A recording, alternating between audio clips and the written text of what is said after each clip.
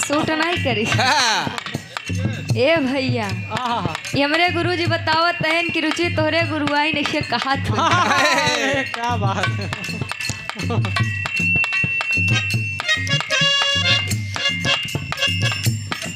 बड़ा बढ़िया प्रसंग साथे धुन तराना कोनो जवाब नहीं बा।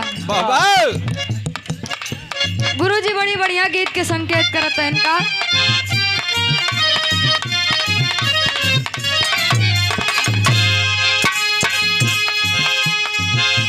कोनो दुल्ही अपने सैया जी से बड़ा लजाती बा। देख पहले जमाना चिट्ठी तार वाला रहन। दुल्ही बेचारी गांव घरे घूम घूम चिट्ठी तार लिखवावे। चिट्ठी तार पहुंचत पहुंचत पता लगे दुल्हा बेचारा घरे पहुंची जाए। चिट्ठी नहीं पहुंच पावत रही। तब दुल्हावा कहत बका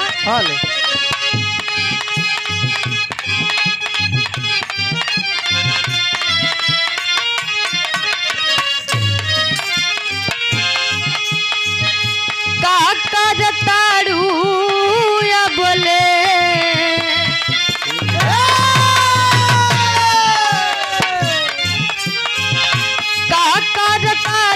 बले हमके देखावना। काका बतारू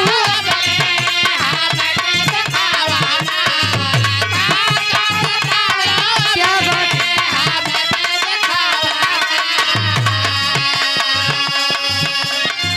रूपवा से पर्दा तनी धनिया हटावना। रूपवा से पर्दा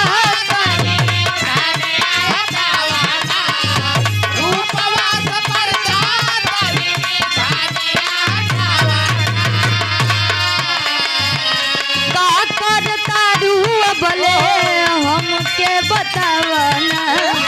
रूपवा से पर्दा तनी धनिया हटावना। माथे पर हम बिंदिया लगवली।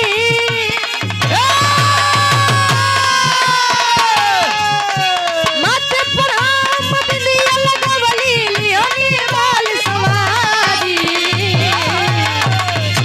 बलम जी सरक जाता।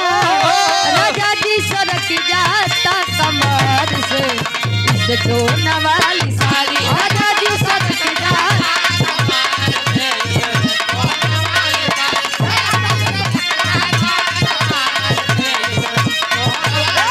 क्या बात।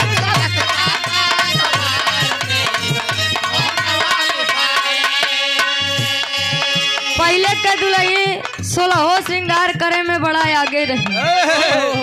दुल्हिया बतात बका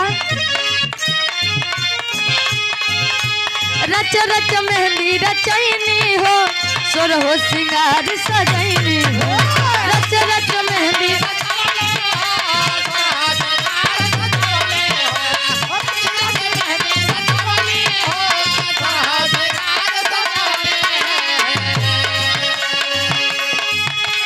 अखिया में करिया काजरा सौख से लगैनी हो।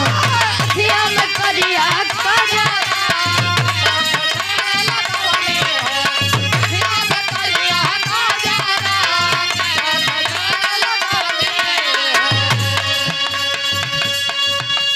चुभ चुभ गाड़ी देहिया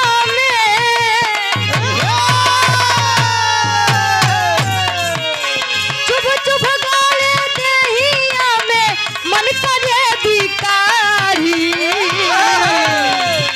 बलम जी सरक जाता। राजा जी सरक जाता कमर से इसको